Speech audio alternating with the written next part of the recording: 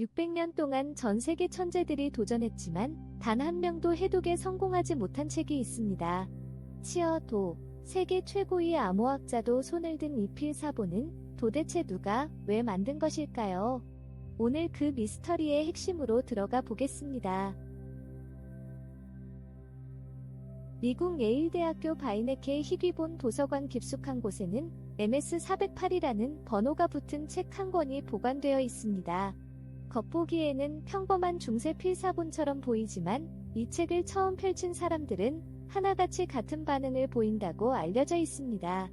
바로 당혹감과 경이로움이 동시에 밀려온다는 것입니다.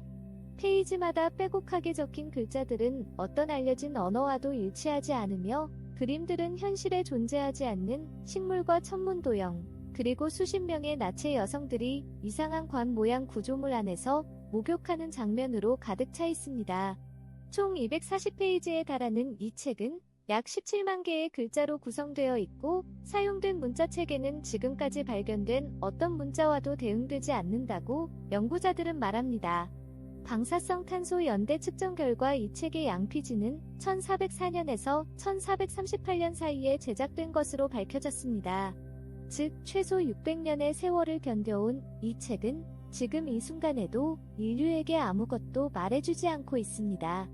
그런데 이 책을 만든 사람은 과연 처음부터 아무도 읽지 못하게 하려 했던 것일까요? 아니면 반드시 누군가는 읽기를 바랐던 것일까요? 이 필사본이 세상에 알려지게 된 것은 20세기 초 한 폴란드 출신 책수집가 덕분이라고 알려져 있습니다. 윌프리드 미카엘 보이니치는 혁명가 출신으로 시베리아 유영지에서 탈출한 뒤 런던에 정착해 희귀 고문서 딜러로 활동하던 인물이었습니다. 1912년 그는 이탈리아 몬드라고네의 예수의 별장 빌라 몬드라고네를 방문해 오래된 책들을 구매하던 중 낡은 상자 안에서 이 정체불명의 필사본을 발견했다고 전해집니다. 보이니치 본인은 처음 이 책을 손에 쥐었을 때 전율이 흘렀다고 회고했다는 기록이 남아있습니다. 그는 즉시 이 책이 단순한 고문서가 아님을 직감했고 당대 최고의 학자들에게 감정을 의뢰하기 시작했습니다. 책 안에는 신성 로마 제국의 황제 루돌프 2세가 이 책을 당시 거금인 금화 600두카트에 구입했다는 내용의 편지도 함께 발견되었다고 알려져 있습니다. 루돌프 2세는 당시 연금술과 오컬트에 깊이 심취해 있던 황제로 역사에 기록되어 있습니다. 이 책은 그 이후 여러 손을 거쳐 보이니치에게 오기까지 수백 년의 여정을 걸어온 것이었습니다. 그리고 그 여정의 시작점에는 놀랍게도 한 천재의 이름이 거론되고 있습니다. 보이니치 필사본의 저자를 둘러싸고 수십 년간 다양한 인물들이 용의자로 지목되어 왔습니다. 가장 먼저 주목받은 인물은 13세기 영국의 수도사이자 과학자인 로저 베이컨이었습니다. 베이컨은 당시로서는 혁신적인 광학 이론과 암호 기법에 정통했던 인물로 자신의 금지된 지식을 숨기기 위해 암호 문자를 사용했다는 설이 있습니다. 그러나 방사성 탄소 연대 측정 결과 양피지의 연대가 베이컨의 생물년인 1214년에서 1294년과 맞지 않아 현재는 유력 후보에서 제외된 상태입니다. 이후 16세기 영국의 신비주의자이자 수학자인 존 디와 그의 조수 에드워드 켈리가 제작했다는 설이 등장했습니다. 존 디는 실제로 이 책과 관련이 있는 루돌프 2세 황제의 궁정을 방문한 기록이 남아있으며 신비로운 언어와 천사의 문자를 연구했던 인물로 알려져 있습니다.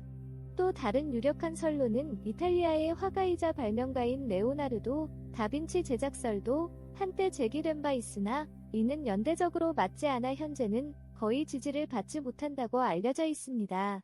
흥미로운 점은 용의자들 대부분이 당대의 이단적 지식과 연금술, 신비주의와 깊은 연관이 있다는 공통점을 가지고 있다는 것입니다. 20세기에 접어들면서 보이니치 필사본 해독은 단순한 호기심의 영역을 넘어 체계적인 학문의 대상이 되었습니다. 제2차 세계대전 당시 독일과 일본의 암호를 해독해낸 미국의 최정예 암호 전문가 그룹도 이 필사본에 도전했지만 결국 손을 들었다고 알려져 있습니다. 특히 군사암호 분석의 대가로 불리는 윌리엄 프리드먼은 수십 년을 이 책에 매달렸지만 끝내 결론을 내리지 못한 채 세상을 떠났다는 기록이 남아 있습니다.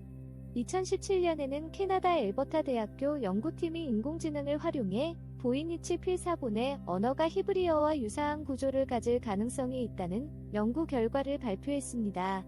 그러나 이 연구 역시 학계에서 완전한 지지를 받지는 못했다고 알려져 있습니다.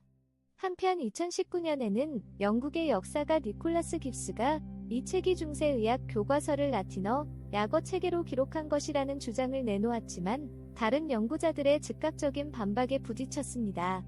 현재까지 보이니치 필사본의 통계적 분석 결과에 따르면 이 문자들은 완전한 무작위 배열이 아니며 언어적 패턴과 유사한 구조를 가지고 있다는 점은 연구자들이 대체로 동의하는 부분입니다. 즉 누군가 의미를 가지고 쓴 텍스트일 가능성이 높다는 것입니다. 보이니치 필사본에 대한 가장 도발적인 주장 중 하나는 이 책 전체가 정교하게 제작된 사기품이라는 설입니다. 중세 유럽에는 귀족이나 왕족에게 가짜 마법서나 연금술 서적을 팔아 부를 축적하는 사기꾼들이 실제로 존재했다고 역사 기록은 전합니다. 이 이론에 따르면 누군가가 루돌프 2세의 오컬트 취미를 이용해 의미 없는 문자와 그림으로 가득 찬 책을 황제에게 팔았을 가능성이 있다는 것입니다. 그러나 이 주장에도 치명적인 약점이 있습니다. 통계학적 분석에 따르면 보이니치 필사본의 문자 배열은 지프의 법칙이라 불리는 자연 언어의 통계적 패턴을 따른다고 알려져 있습니다. 완전히 무작위로 문자를 나열해서는 이런 패턴이 나오기 매우 어렵다는 것이 언어학자들의 설명입니다. 또 다른 관점에서는 이 책이 인류가 아직 발굴하거나 복원하지 못한 어떤 문명의 언어로 기록된 것일 수 있다는 설도 꾸준히 제기되고 있습니다. 현재 이 필사본은 예일대 도서관에서 디지털화되어 누구나 온라인으로 열람할 수 있도록 공개되어 있습니다. 전 세계 수많은 아마추어 연구자와 전문가들이 지금 이 순간에도 이 책의 첫 페이지를 열고 있습니다. 600년 전 누군가의 손이 남긴 흔적은 아직도 아무것도 말해주지 않고 있습니다. 보이니치 필사본은 오늘도 예일대 도서관 어딘가에서 조용히 자신의 비밀을 품은 채 잠들어 있습니다. 혹시 여러분 중에 이 암호를 풀어낼 천재가 있다면 댓글로 여러분의 생각을 알려주세요. 이런 미스터리가 궁금하신 분들은 지금 바로 구독 버튼을 눌러주시면 매주 새로운 미스터리로 찾아오겠습니다.